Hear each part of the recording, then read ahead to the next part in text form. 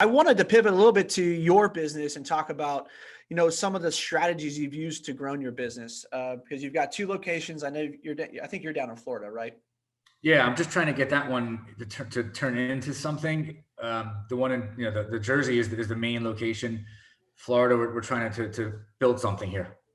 Good. Yeah, my wife's from Orlando, so I get to spend a good amount of time Oh, cool. in Florida. Yeah, I love it. Beautiful state. I always said I'm in Texas. I grew up in California, and I always thought that those were the 3 states I would live in.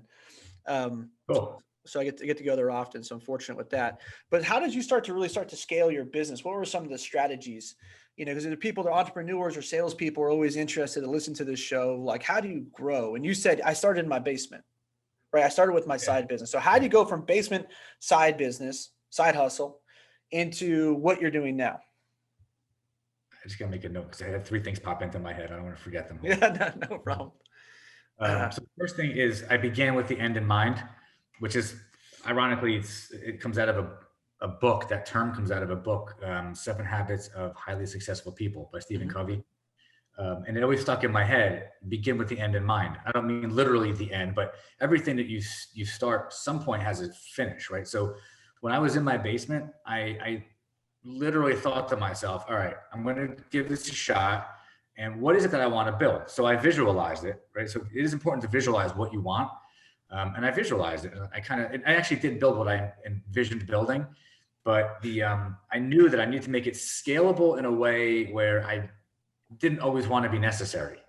Not many business owners build their business that way. They build it and then they're like, oh man, I can't, either step away or I can't evolve because I'm so tied to the business and the business needs me. So I began with that in mind. So when you start with that in mind, okay, I want to build an IT business. I want to serve people. I get a tremendous joy out of helping people. So, okay, I'm in a good business to do that. I can impact people, right? So I put systems in place. That's a very important piece. I went through 3 until I finally found the one that made the most sense and was the best fit.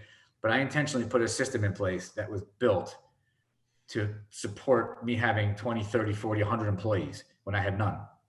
So I took the time to do that and I put the money into it.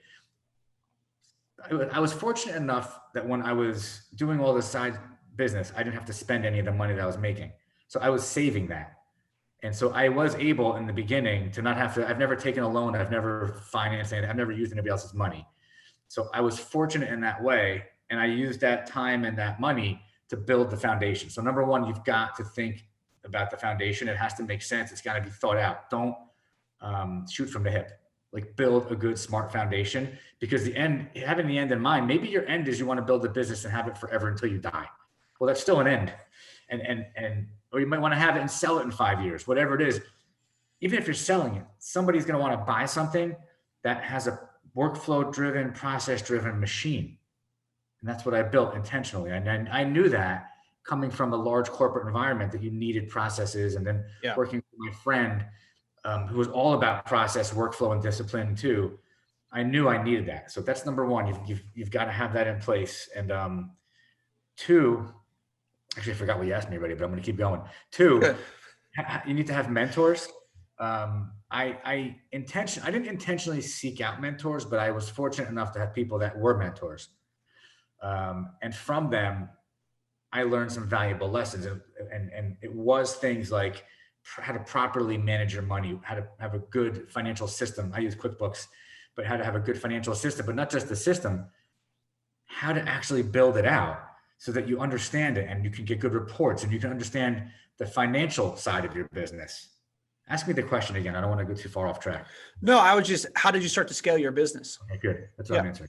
So have a good financial system in place. You can't scale if you don't have a good financial system. So I used QuickBooks, tied it into a good CRM. And from there, with those 2 things, I had the business in place.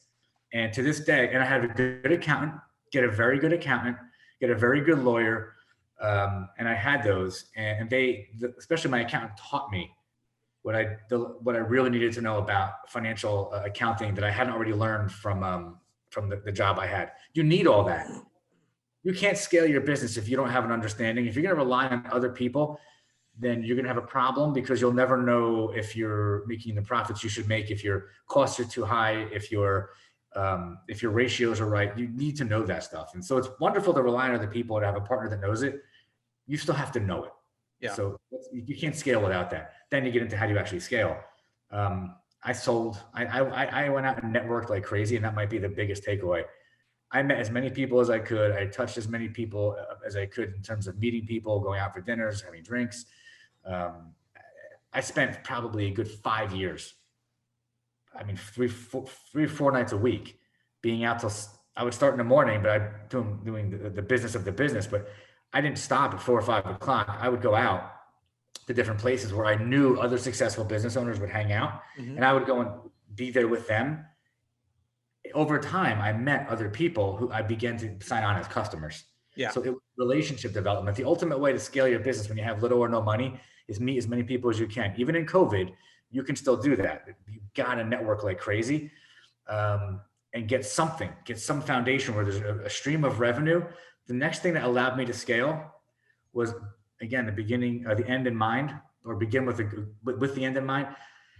I knew that I did not want to have a business that was based on billable time or project work. It needed to be based on reoccurring monthly revenue that I can guarantee was coming in every month contractually. And I did that in the beginning, I was selling my managed services. I don't want to use the word selling. I was delivering a managed service in return for a reoccurring fee. I was delivering cloud in return for a reoccurring fee. This is before cloud was like a thing. And at a certain point, my goal was to reach the turning point number. And the turning point number was when my monthly guaranteed reoccurring income exceeded my expenses. That was it. And I hit that point, and that was a goal. It was a short-term goal. You can't scale much bigger unless you have that in mind. Like, you're going out there and you're selling, bringing in business. You're doing it because you have to reach a number. It's not about you making money. It's about your business reaching a number where your income exceeds your revenue. And even if you didn't have anything else happen that month, no projects, no billable hours, no new customers, you're okay. You can pay the bills. Right. I thought about all these things. It took me about 4 or 5 years to get to that point. And I, as a business owner, was under desks, installing computers, building servers. I was in it, doing all of it. And I had 1099s. I didn't have employees. I had a few consultants that I worked with that worked with me as I needed. And that, for me, was how I scaled my service business. And it was a balancing act. And eventually got to a point where I could hire my first employee. And I did that. And I hired 1, then 2, then 3, then 4. And that allowed me to give them very specific roles and responsibilities so I could continue to be out meeting people and bring in new business. So you have to, that's the lifeblood. You have to keep meeting people. You have to keep bringing in new business to grow. And then it becomes a thing where, okay, now I've gotten to a certain size in revenue, bring on more employees, everything's good. How do I really keep scaling this? There's 2 ways. One way I don't like so much, and one way is a lot easier, but it's more challenging in other ways.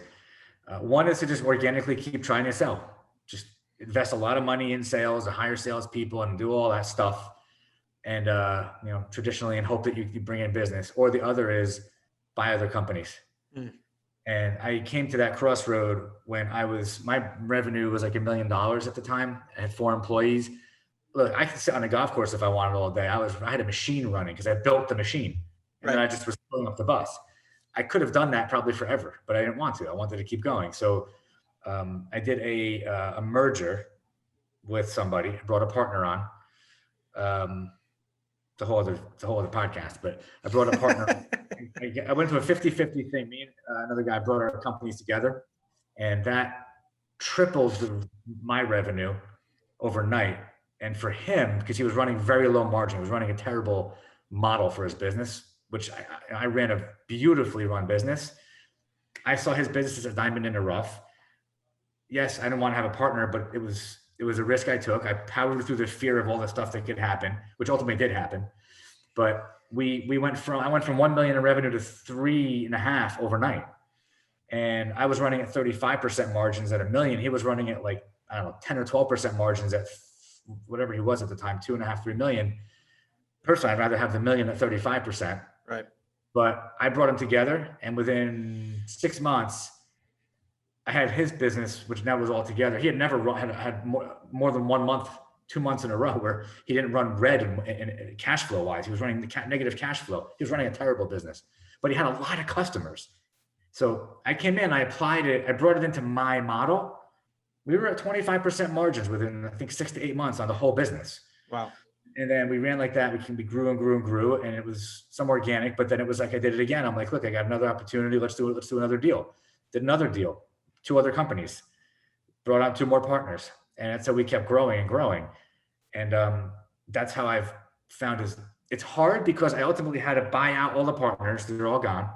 I had to go through 2 years of legal battles to deal with it. But in the end, I ended up with the business that I've always envisioned, the culture I've always envisioned, the team that I want around me that shares my vision. Like, it's sort of that when you all come together and you're single-minded in a way. Mm-hmm. And there's a term, it's escaping me, but the mastermind. When you have that mastermind, you're all going the same direction on the same boat with the same wind blowing you. It's a great creative feeling.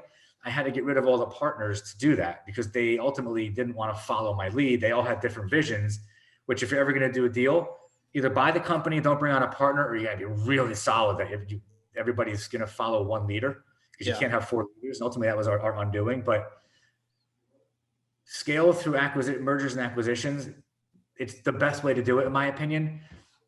Is it the easiest? It could be if you really do your due diligence and you do good deals. It's not if you go what I went through, which was 2 years of drama, nonsense, negativity, and legal battles. Somehow in the midst of it, continuing to grow the companies because we were all still working. I think you got to do both. I think you got to try to grow organically through social media marketing. Old school marketing is dead, and mergers and acquisitions. I just took you through a lot of different phases, but I'm at the point now where I'm a mature business owner that's gone through all of the wars. I've got the scars. I've made a million mistakes, and I'm in a point now where I'm able to, which is what I want to do in Florida, take that piece of my business where I can give strategic guidance to businesses, whether you use me for IT or not. I can be a guide to you as a business owner, not just with your business, but then matching it up to make sure that you've got that foundation in place. Even if you're a 20-year-old business, you may need to revamp your business and get the foundation going forward for the new economy. But anyway, that's how I scaled. And that's how, everybody does it their own way, but people that I know who haven't scaled and who've plateaued, they are afraid to do mergers and acquisitions. They're just afraid. Which is rightly so, but it's a fear you can get through if you think of it with an open mind. And they're following old school sales tactics and techniques that just don't work anymore. Yeah. They've plateaued. Social media marketing, branding yourself, branding your company properly, shooting as many videos as you can that deliver information of service and truly value to people, where they begin to truly trust you because they see you know what you're talking about, and then they might want your help. That's how we focus now on sales. That's what sales is to us, because it's not even sales. It's if I'm going to be able to help you, you have to trust me. And how could you possibly trust me if you don't have content from which you can learn about me and hear me talk? And so that's how we are scaling now. It's through meeting new people through social media. Long answer, a lot of information. No, man, I love it. I'm learning as well. I took over a team last year that was quote unquote failing. And that was kind of what we have done in our marketplace here, was just, we tried to go out and meet as many people as possible. And it was really using LinkedIn as much as possible, because, we work for a huge Fortune now 100 company. So big company. So I don't want to have as much exposure, right, with like hitting people up on Twitter, Instagram, and stuff like that, but leverage LinkedIn, leverage white papers, leverage video, leverage content to get in the way of people, not just calling them and saying like, hey, here's my product, here's what it does, can we do business, right? We attacked it at a different angle. And I'll tell you, year over year growth, we grew our business here $10 million and up 100%.